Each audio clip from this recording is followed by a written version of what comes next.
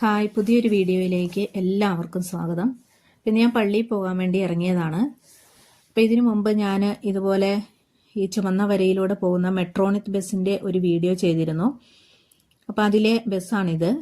അപ്പോൾ ഇന്ന് നമുക്ക് പള്ളിയിൽ പോകുമ്പോൾ നമുക്ക് ഈ ബസ്സിൽ തന്നെ ഒന്ന് യാത്ര ചെയ്താലോ. ഇപ്പോൾ ഇസ്രായേലിൽ വന്നു കഴിഞ്ഞാൽ നമുക്ക് ഏറ്റവും ആദ്യം വേണ്ടത് ഒരു ബസ് കാർഡാണ്. ബസ് കാർഡ് ഉണ്ടെങ്കിൽ മാത്രമാണ് നമുക്ക് ബസ്സിൽ യാത്ര ചെയ്യാൻ കഴിയുള്ളൂ.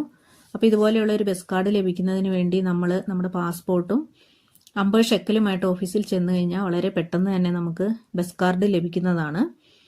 ഇവിടെ എവിടെ നിന്ന് ബസ്സിന് കയറിയാലും നമുക്ക് 8 ഷെക്കലാണ് മിനിമം ചാർജ്. അത് എവിടെ നിന്ന് കയറി എവിടെ ഇറങ്ങിയാലും ഒരേ ഷെക്കൽ തന്നെയായിരിക്കും. അത് 8 ഷെക്കലായിരിക്കും. ദീർഘദൂരം പോകുമ്പോൾ പൈസ കുറച്ചുകൂടെ കൂടും.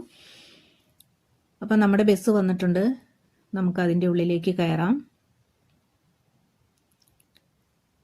അപ്പോൾ ബസ്സിൻ്റെ ഉള്ളിൽ കയറി കഴിയുമ്പോൾ ആദ്യം തന്നെ നമ്മൾ ഈ ബസ് കാർഡ് ഉപയോഗിച്ച് നമ്മൾ ഈ മെഷീനിൽ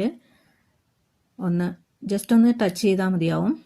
അപ്പോൾ അവിടെ ടിക്ക് മാർക്ക് വന്നു കഴിഞ്ഞാൽ നമുക്ക് യാത്ര തുടരാം. അങ്ങനെ പോയിക്കൊണ്ടിരിക്കുന്ന സമയത്താണ് ഒരു ഇസ്രായേലി പെൺകുട്ടി എൻ്റെ അടുത്ത് വന്നിരുന്നത്, മനോഹരമായ പൂക്കളുടെ ബൊക്കെയായിട്ട്. അപ്പം അതിൻ്റെ ഭംഗി കണ്ടിട്ട് ഞാൻ അതിൻ്റെ വീഡിയോ എടുത്തതാണ്. അപ്പം അങ്ങനെ യാത്ര മുന്നോട്ട് പോയിക്കൊണ്ടിരിക്കുന്ന സമയത്താണ് ചെക്കർ വന്നത്. അപ്പോൾ ഇവിടെ കണ്ടക്ടറൊന്നും ഇല്ലാത്തതുകൊണ്ട് നമ്മൾ കാർഡ് പഞ്ച് ചെയ്തോ എന്നൊക്കെ അറിയാൻ വേണ്ടി എപ്പോഴും ചെക്കിംഗ് ഉണ്ടാവും. അപ്പോൾ നമ്മൾ നിർബന്ധമായിട്ടും കാർഡ് പഞ്ച് ചെയ്തിരിക്കണം. ഇല്ലെങ്കിൽ നമ്മൾ 8 ഷെക്കലിൻ്റെ സ്ഥാനത്ത് 100 ഷെക്കലൊക്കെ പിഴയടക്കേണ്ടതായിട്ട് വരും. അങ്ങനെ ആണ് ഇവിടുത്തെ ഒരു രീതി എന്ന് പറയുന്നത്. ഇങ്ങനെ പോകുന്ന സമയത്ത് കണ്ട പുറത്തെ കാഴ്ചകളാണ്.